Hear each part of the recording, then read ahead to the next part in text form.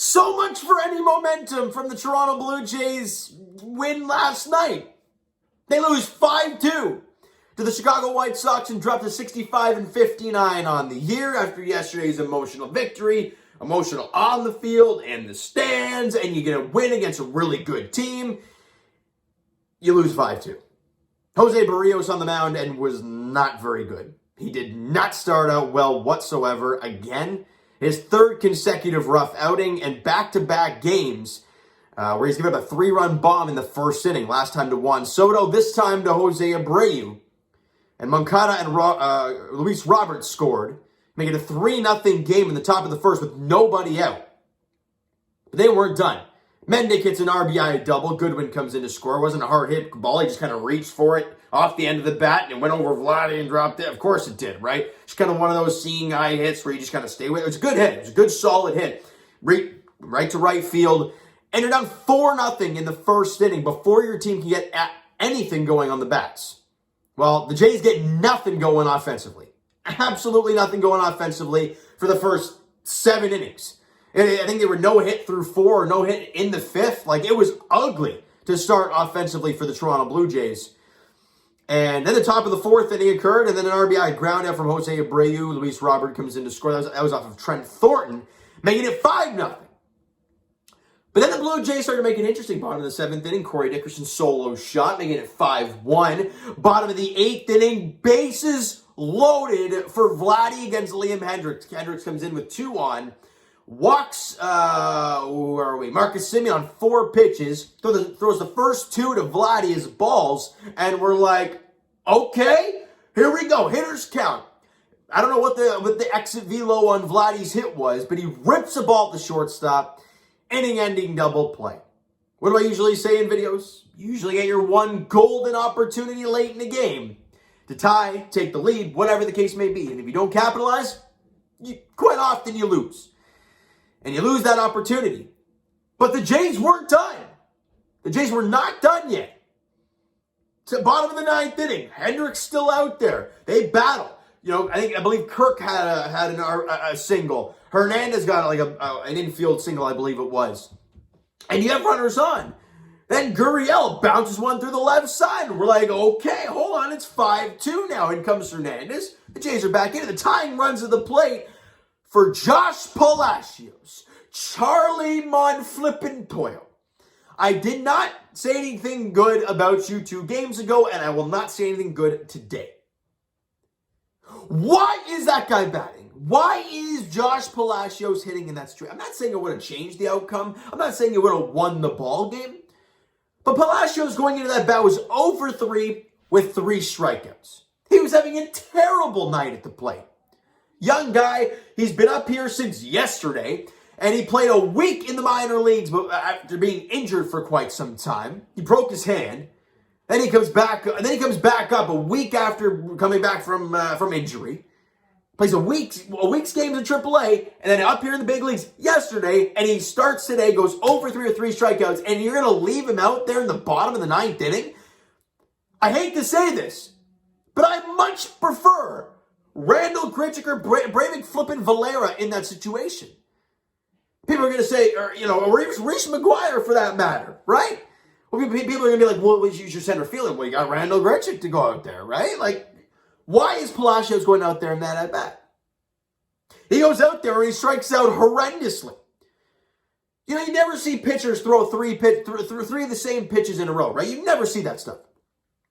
I don't think he did 3 in a row, I believe, but it was, like maybe 1 in between. But he just threw him fastballs. And Palacios didn't catch up to the 99-mile-an-hour fastball. Then he swung at a 98 ball up in his face, and it was a terrible swing. It was a half-ass swing. It was awful. Terrible at-bat. 0 for 4 with 4 strikeouts. Why is he taking the at-bat with the tying run at the plate? Don't you want a guy who can leave Earth? Well, that's Randall Grichuk right on the bench. He's a righty bat. I know Josh Palacios is a lefty bat. All right, well, where's Brayvick Valera?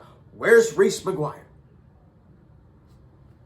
I mean, I understand you pinch ran, I believe, for Kirk. Or did Valera might have ran for Kirk, I believe. Either way, you had guys on the bench with more big league experience than Josh Palacios against Liam Flippin Hendriks. He strikes out. Espinal hits the ball hard right at the second baseman, unfortunately. That seemed to be the theme today. Hit the ball right at guys. And ends the ball game, and you lose 5-2. Not saying it's Charlie's fault, just I would have done that 180 a lot differently. But in the end, your starting pitcher does not get out of the first inning with a 0-0 ball game. It was 4-0 after the first. Put your offense in a deep hole. Again, it's a really good pitching staff. It's a disaster waiting to happen. And Jose Barrios, he's struggling, man. Over the last 3 games, his location is struggling. And it seems to me that his fastball command is, the most important thing for him. And I'm not just talking about throwing strikes. I'm talking about quality strikes. And with Jose Barrios, he was struggling today, right? And then he loses confidence. He's focusing so hard on that. He hung a curveball to a slider to Jose Abreu. You don't do that, right? 3 innings pitched for him, 9 hits, 4 runs allowed, and 6 strikeouts. He had 6 Ks. So he settled in a little bit, but not after giving up 4 runs in the first inning. And that's exactly what happened to him against the Washington Nationals.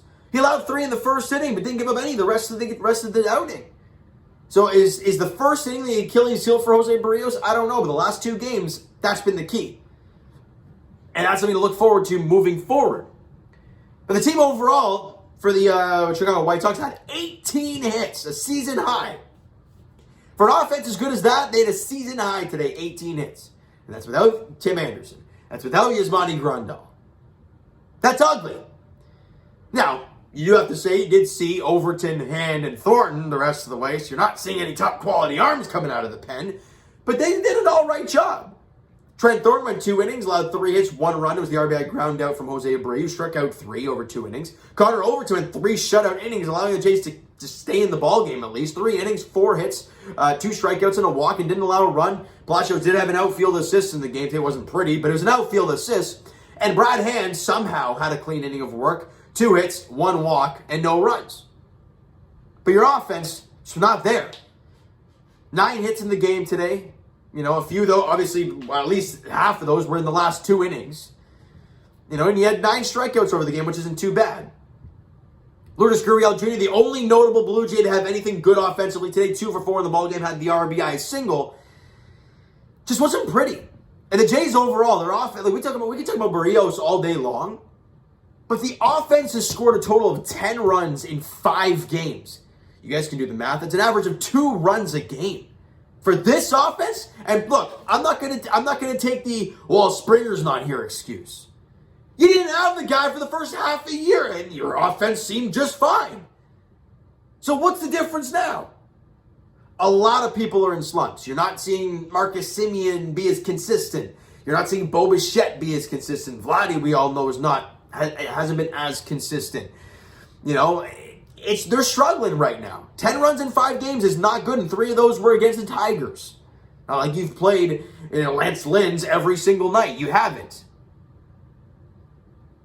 So they got to find a way. I mean, the playoffs are slowly just slipping away. And as I mentioned in previous videos, when they win a game, enjoy that W. Because you have no idea what you're going to see from this team the next day. That's why I said after yesterday's game, the emotion, the flair, the greatness in that game, enjoy it. Because you don't know what you're going to get today. And look what happened. You lose 5-2 and it didn't get any. I think we're at 2 for 7, 2 for 8 with runners in scoring position, which isn't terrible. But the golden opportunities, you didn't cash in. So tomorrow's ball game, though, it is a 7:07 first pitch there at Rogers Center. It's Lucas Giolito on the mound for the White Sox, and Robbie Ray gets the ball for the Blue Jays. Can the Jays finally break out offensively? Lucas Giolito's had an up and down season, pretty inconsistent, but he's still Lucas Giolito. He's very, very good. And the Jays offense has been, at best. So guys, I want to get your guys' thoughts on everything I've talked about. Let me know in the comments below, right? But you know what? That is going to do it for this one. If you enjoyed the video and did not enjoy the game today, if you're a Blue Jay fan, if you're a White Sox fan, and you love the game today, smack that like button anyways. Hit the subscribe button if you guys have not already. Comment down below your thoughts on the video, your thoughts on the game, what you like, what you not like from today's ball game from the Toronto Blue Jays. Twitter is down below for myself. Follow, send me a DM with that great stuff. The Instagram link is down below as well, so follow up there. If you've not done so already, guys, the Blue Jay Center Instagram page, go check that out. I just did a post-game live stream with Mo and Bree. Great time. You need to hash all this stuff out. Go to Blue Jays Center because they do a post-game after every single game. You can let all your feelings be heard, and especially on Fridays, Fan Take Fridays, you can actually go on the live and let the world hear what you got to say about the Toronto Blue Jays. So go check that out on Blue Jays Center, all right? And I will talk to you guys tomorrow night. We'll see what happens tomorrow. Robbie Ray on the mound for the Blue Jays, Lucas Giolito on the mound for the White Sox. Thank you guys so much for listening and watching. I hope you enjoyed the video and not the game today. We'll talk to you guys then.